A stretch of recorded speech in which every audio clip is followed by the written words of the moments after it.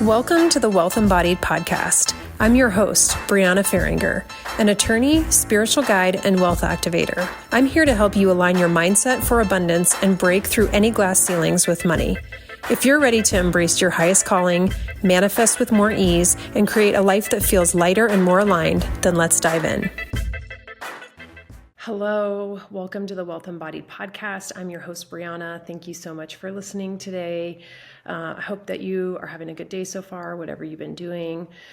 So I'm going to talk about something today that it's certainly not the first time that anybody listening has ever heard this. And in fact, I'm really just going to touch on a topic as a reminder for people because it's something that has been coming up frequently in sessions that I have been doing with people. And it is people being hard on themselves. And I know this is something that most people struggle with. I think in particular women struggle with it, which isn't to say men don't, by the way. I just think women are particularly hard on themselves, much harder than we need to be. And we're so hard on ourselves in a way that we would not be hard on other people, or at least I would hope that's not the case. But if it is, that might be an invitation for you to look into some patterns that need to be shifted. But this just came up on Monday. I was actually going to do a completely different topic today for the podcast, but because this theme started to arise on Monday at this event I did, I really just felt like it was important to talk about, because I know when I see themes arising in the people I work with one-on-one, it often is a symbol of things that are happening in a lot of people's lives. And it might just be the timing right now. Sometimes, a lot of people are going through the same things at once. But it just, it really struck me as something that is important to talk about. And it's just giving ourselves grace, giving ourselves space to be human, giving ourselves space to be who we need to be without the judgment, without the criticism, without trying to rush timelines. Because when this came up on Monday, I will say the several people that this came up for, I could really see how much they kind of how emotional it was for them when this topic came up, which says to me that this is something that's really affecting them. And I'm going to give a couple of general explanations about what I think was happening. Because when we go through hard things in our life, or we go through things that we feel like maybe are challenging, and we don't get through them either quickly, or we don't do them with, the way that we thought, or maybe we feel like we want to heal something, but we haven't been able to, or we're kind of scared to, whatever the case may be. People then put this added pressure on themselves of I need to be doing this. And it's you're already going through something challenging. Don't put another layer of complication on it by trying to make yourself do things that maybe aren't aligned right now, and just giving yourself space to be okay, I'm in a challenging time in my life and I just need to let it be what it is. So, I think we have this belief that when we beat ourselves up, it makes us more motivated and it's going to take us further, but it's actually doing the opposite. And so I really want to talk about what it means to give yourself grace, especially when you're in a growth season, if things are feeling unclear, or when things are not moving as fast as you think they should.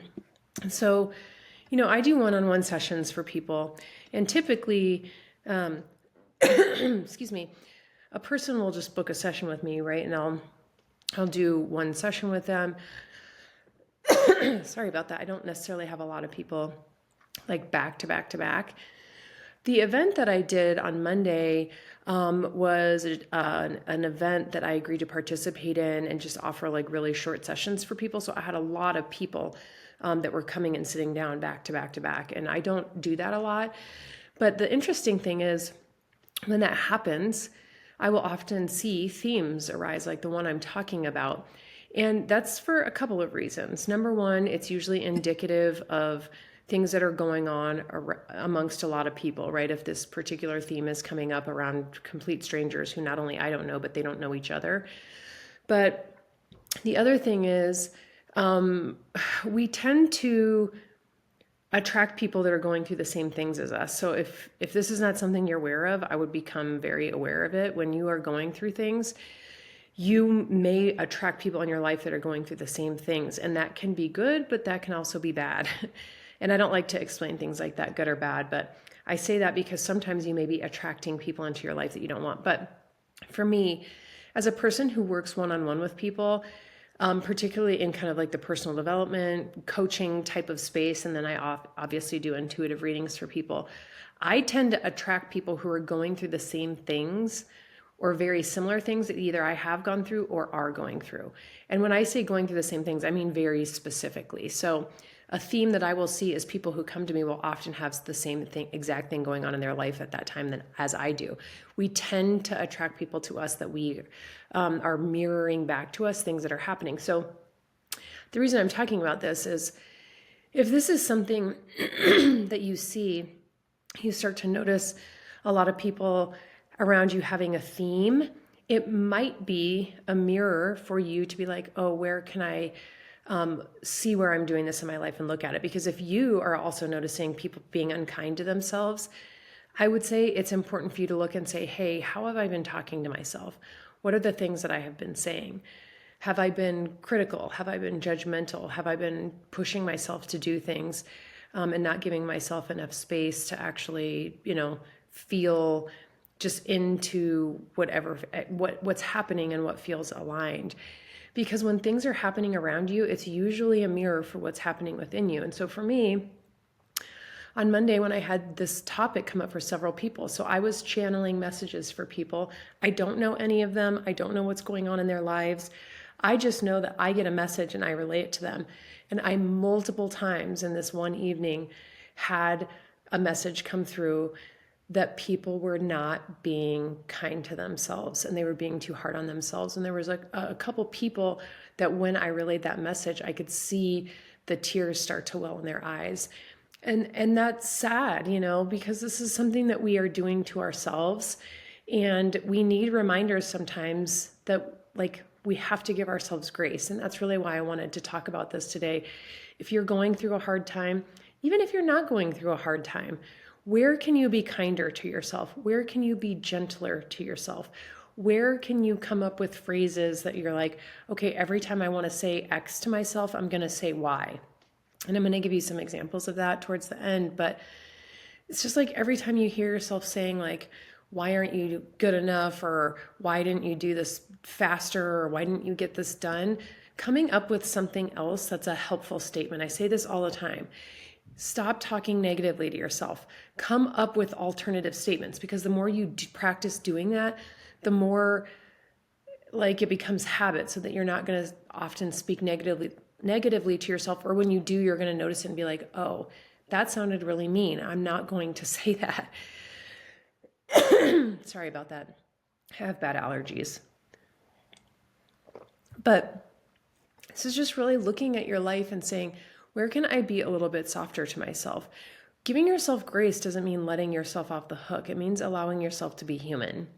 Being kind to yourself is really going to be the bridge between who you are now and the person that you want to become. And the meaner you are to yourself, the harder that's going to be. And this is the thing, I know for me, for the large majority of my life, I was so hard on myself and I pushed myself way, way, way too hard. And I set high expectations and really high standards for myself. And when I wasn't meeting them, I would be talking to myself in a really mean way. And I don't know why we even do that, because most other people don't care. Most other people don't even notice. And I think our fear is we're going to let ourselves down. And with that, we're also going to let other people down. But most other people don't really have that much involved in the day-to-day things that we're doing, right? So when you're being mean to yourself, other people, whether you do or don't do the thing is probably going to have no relevance to anybody else other than you anyway. So it's why can't you just be a little bit kinder and speak to yourself the way that you would speak to your best friend or to your child or to somebody that you love? I would hope that you wouldn't speak to somebody as meanly as you speak to yourself. I know I don't. But when you give yourself grace, you create safety in your nervous system to expand. And so again, if I were talking to my best friend right now, would I speak to her the way I'm speaking to myself? The answer is probably no. Every time I ask people that question, think about, would you say this to your best friend or the person you love the most? They say, no, I would never say that to them. You have to be kind to yourself, you guys. It is so hard to be a human. And it doesn't matter who you are or what you're doing or what you've been through. It's hard. We have days that are hard, even when seemingly things, aren't that bad. But that's okay. Everyone has hard days, and you just have to be soft with yourself. Because the cycle of self-criticism, it's not going to help you get where you want to go. It doesn't create discipline, it creates shame. And that leads to paralysis and self-sabotage. So when you're really giving yourself grace, you tend to have more awareness around what's actually happening so that you can take aligned action. And, this is also where perfectionism comes up. If you are a perfectionist, you've got to be you have to get yourself to a point where you realize that, number one, perfectionism is impossible to achieve, and that you are unwilling to live your life in that way, because it's not about being perfect. It's just about making progress. And the time that I decided that perfectionism was no longer going to participate in my life, I felt such a relief, like a weight was lifted, because I wasn't putting so much pressure on myself. And so I can just tell you, I'm as accomplished today as I was when I was, deep in perfectionism. And I'm a lot happier as a person. So, having high standards doesn't mean being perfect. Having high standards doesn't mean you have to be mean to yourself to achieve those things. It means being able to do that while giving yourself grace and compassion. And it requires space, emotional space, mental space, energetic space. You can't expand in a state of tension. So when you're so upset about yourself and where you're not going, or how you haven't healed the thing, or how you haven't done what you thought you wanted to do, it actually stops your growth. So, hopefully that's more of an incentive for people to really think about this, is the more that you give yourself grace and are soft with yourself, the further it's going to take you in the end. And so, a couple of the women that I did sessions for the other night, like I said, I don't even know them. I have no idea what was even happening in their lives. I know for one of them, a topic that came up was, inner child healing, that there were some things from her childhood that she wanted to address, but wasn't either able to, or she couldn't get herself to that point. That's about all I could deduce from what was coming up.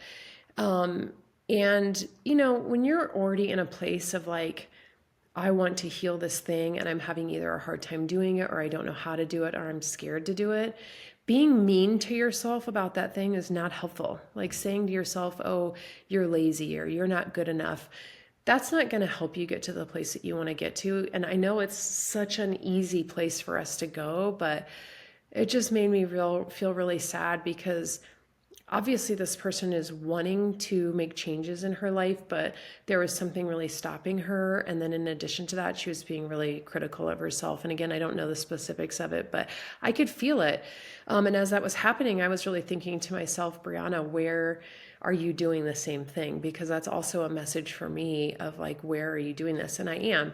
The reason I do it is because I did it so habitually for 4 decades. And so I do have times where I will just fall into a same pattern, even though I do this work all the time, even though I know all of the things to do, even though I have all the tools, I still fall into these patterns too, and I need reminders. And I'm grateful when that comes up, like the other night, I'm like, wow, this is a real theme here. And it forces me to be like, where in your life are you doing this? And I am, I'm kind of undertaking some new things right now, things I'm not going to go into the specifics of, but it's really challenging me and forcing me to look at where I'm at in my life and where I want to go. And I have been a little bit hard on myself of oh, you didn't get enough done today, or you needed to do this, or you needed to do that. The reality is things will get done when they get done. It's going to be there tomorrow, and you're exactly in the place that you're supposed to be. You create your story. And so if you really look back at your life, I would look back at the places where you've achieved a lot of things, and I would look at some of your biggest accomplishments, and really look back and see what was happening in your life. Like, were you being hard on yourself? Were you being supportive of yourself? How did you feel? Because I think if you truly look back, you're going to realize the times that you really achieved a lot and it felt very aligned. It was probably a time when you weren't being that hard on yourself. So I want to talk about reframing the inner dialogue. So instead of saying like, I should be further along, try, I'm learning exactly what I need right now, or I'm doing the best I can. I know people don't like that statement. I actually do, because I believe at all times in our lives, we're doing the best that we can in that moment. And sometimes it's not what we think it's going to be. So instead of I should be further along or I should be on a different timeline, just be like, I'm exactly where I need to be. And I'm learning how to live my life in the most aligned way. Something like that. Just come up with a statement that is a reframe that is going to be helpful to you instead of going to be hurtful to you. Instead of I messed this up or I failed, try that was a lesson I needed to learn, or how can I look at how this served me, or this experience served me in this way, right? So if I think about this person who's confronted with wanting to heal things, but is having a hard time doing that, I might say, I want to heal and I'm going to do it on my timeline. Or, I'm open to healing in the most aligned way possible. Something like that. Like, you don't have to use my words. Come up with things that make sense for you, but just do it in a way that feels like something that you can be like, okay, every time I say this to myself, I'm going to reframe and say this. Again, put Post-its up, put reminders on your computer, put reminders on your phone. Do whatever you need to do to be like, instead of saying X, I'm going to say Y, and just keep doing it over and over again until you get to the point where it feels like you've picked up on it. And so a reframe is just learning to say something different. And it just can be one sentence that you come up with, that you say it over and over and over again.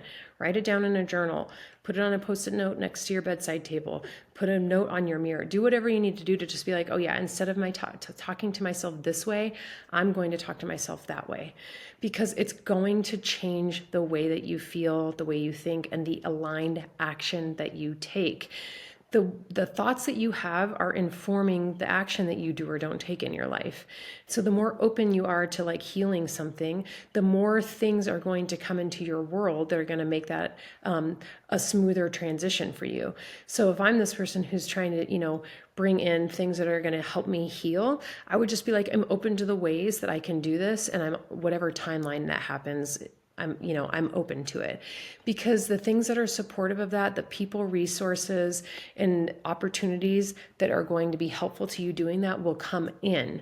But when you are like, you're not good enough, you're doing this, you're bad, you're lazy, you're basically shutting off other avenues for support. Because that's really reinforcing scarcity, a scarcity mindset. When you're in scarcity, things don't come into you, things don't flow into you. When you are open, even if you don't know what the thing is that you want to come in or be open to, just be like, I'm open to healing this thing. And however I need to do that, I'm open to the people, resources, and opportunities that can be helpful to me.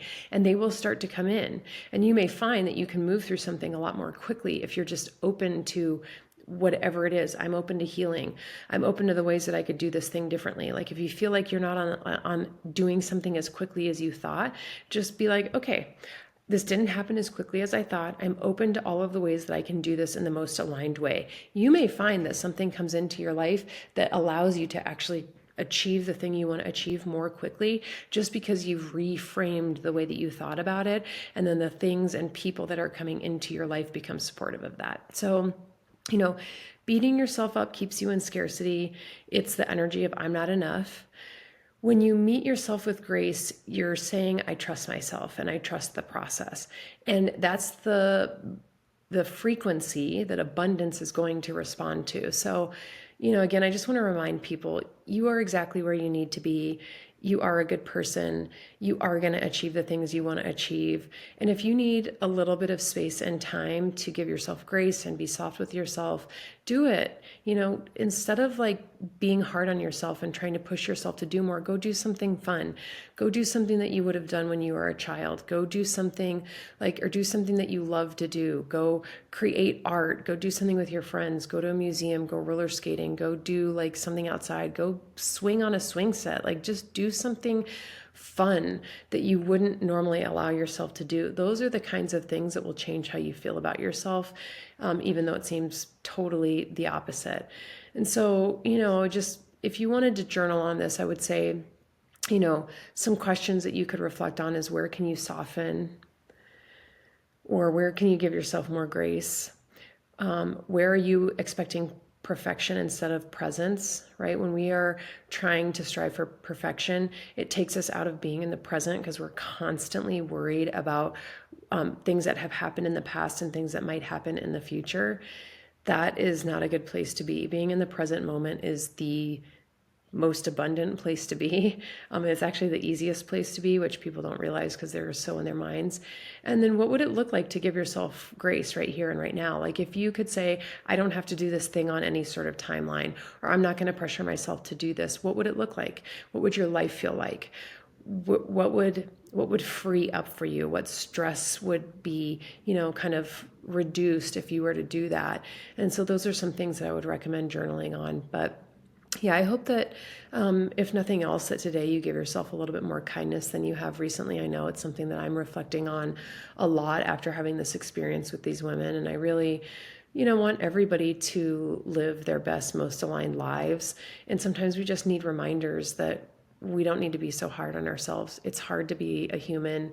Sometimes just surviving is, it's not exactly where we want to be. I know we all want to be thriving, but there's a lot to be recognized in surviving, and there's a lot to be recognized in just being like, okay, today was just like, a day where maybe I didn't get as much done as I thought I was going to, but it's okay because it's exactly what was supposed to happen. And so, yeah, I hope that this is helpful for you. I hope that you can give yourself grace, because the more you do, the more likely you are to achieve the things that you really want to achieve. Thank you so much for tuning in to the Wealth Embodied Podcast. Have a good day. Bye. Hey, before you go, would you love to receive my 3-step masterclass to easily create and hold wealth for free? It's called Effortless Money, and it includes the exact framework to start attracting money effortlessly and manifesting abundance with more ease. If you want it for free, all you have to do is leave an honest review of the Wealth Embodied Podcast, take a screenshot of this episode and put it in your Instagram stories and tag me at Brianna_Faringer, and we will send you the free Effortless Money Masterclass. This is how my clients have manifested a $13,000 check, a promotion resulting in a $30,000 salary increase, and significantly improved relationships. All right, guys, I hope you enjoyed this episode, and I'll see you next time on the Wealth Embodied Podcast.